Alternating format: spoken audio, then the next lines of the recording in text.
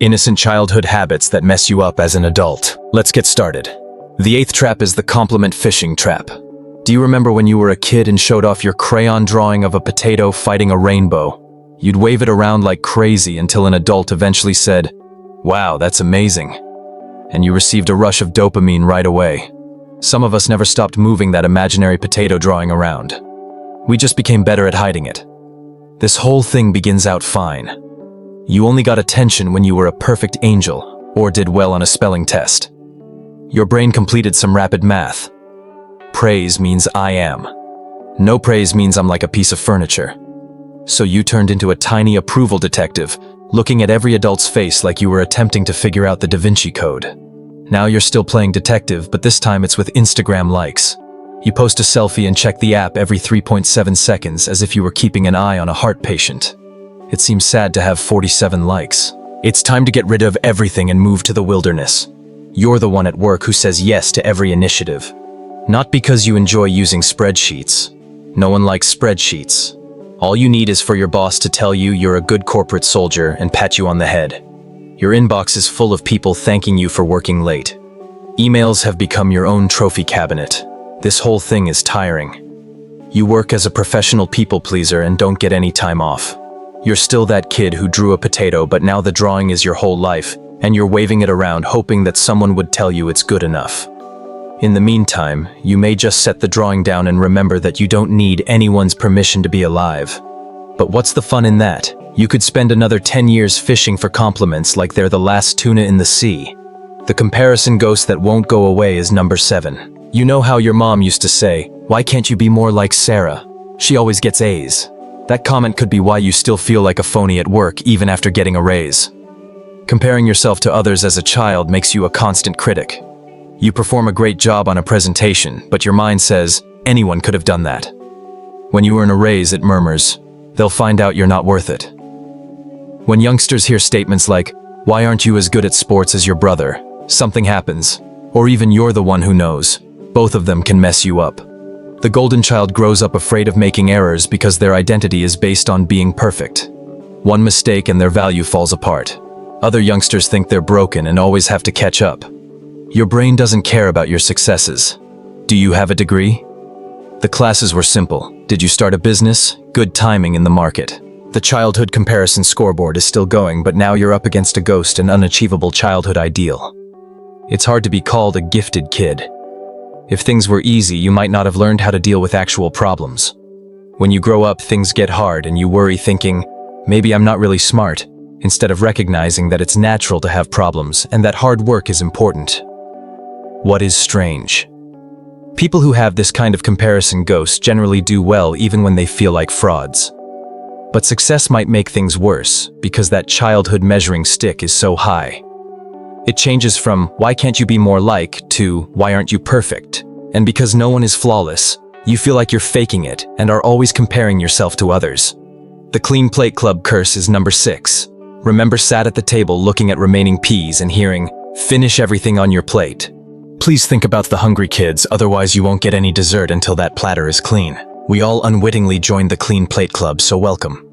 Your parents meant well when they told you to eat wisely and not waste food. But this rule surreptitiously changed the way your brain and stomach worked, making you ignore the messages your body was sending you.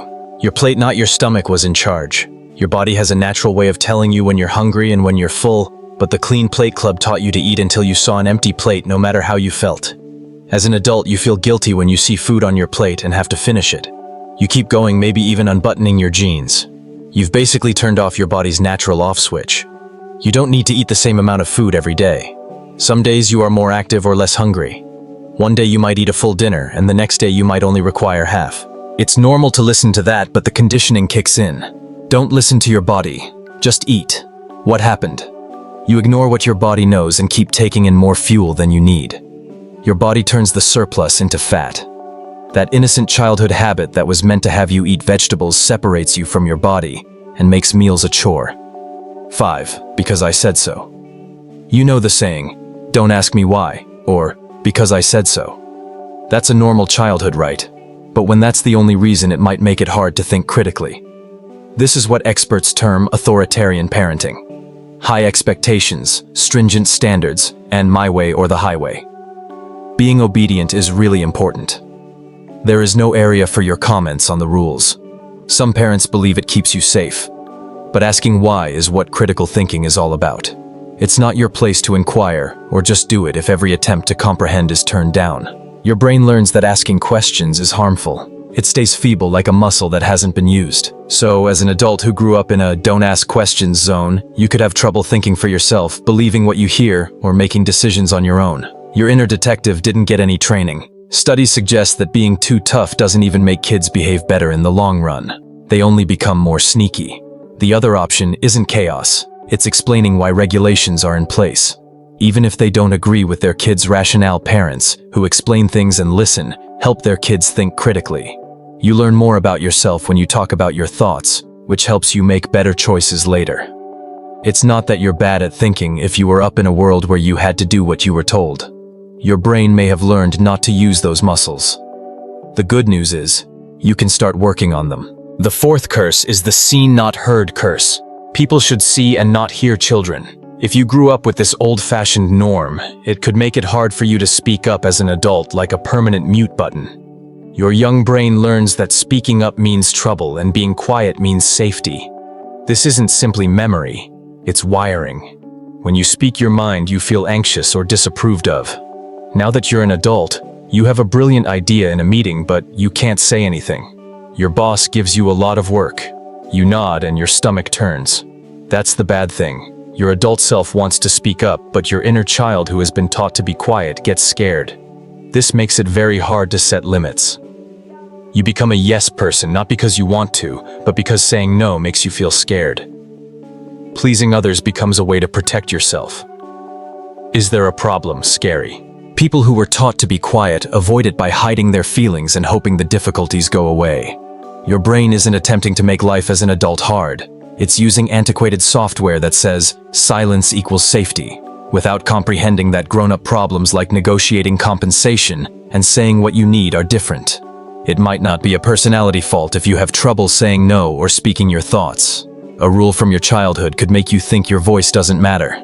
You can change how your brain works, but first know that the quiet kid within can still be in charge.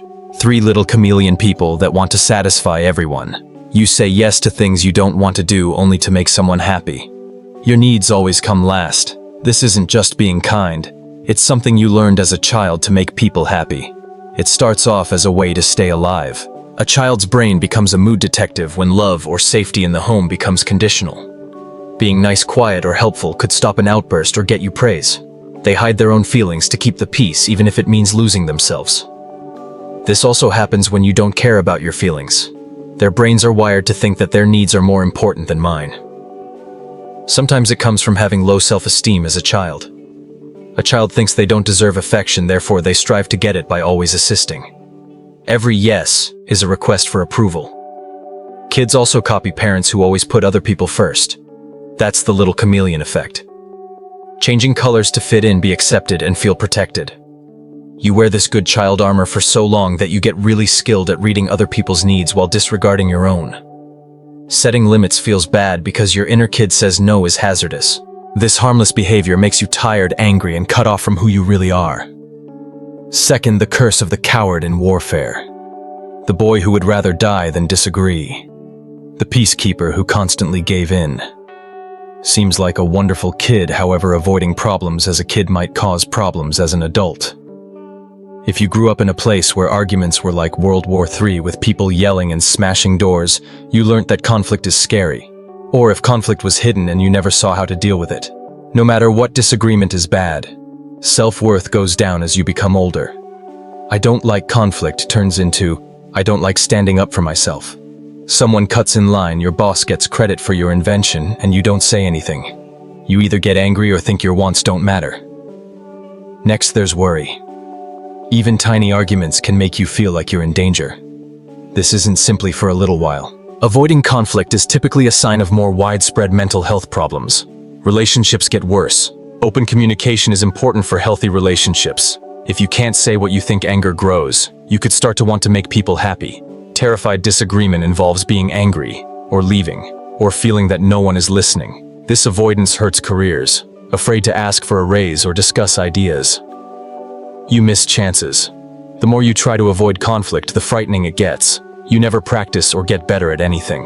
When you're frustrated but don't say anything, you could become passive-aggressive or stress or depression. That peacekeeping in childhood can lead to an adult existence full of anxiety and tiptoeing. The idea isn't to love battles, but to be able to speak your mind and deal with disputes. 1. The trap of feeling like a decent kid. Do you remember when people urged you not to cry or be so dramatic? That conditioning you got as a kid to hide your feelings to be a nice kid is definitely messing you up. It could have started because your family didn't talk about feelings, or some feelings weren't okay. To deal with stress, kids learn to shut down their feelings. Your kid brain said, "If I don't feel this, it can't hurt me." A smart move. A bad long-term plan. Your body starts to keep track. Bottled up feelings can cause long-term stress, unexplained pains, migraines, gastrointestinal problems, and a weak immune system. Your body screams the feelings that your voice was told to keep quiet. You grow up to be an adult who doesn't know how to feel. If someone asks you if you're upset, you might really answer, "I don't think so." Maybe you're just weary. You only notice strong feelings and miss the small ones. This lack of emotional awareness destroys relationships. How can you deal with other people's feelings if you don't know how you feel?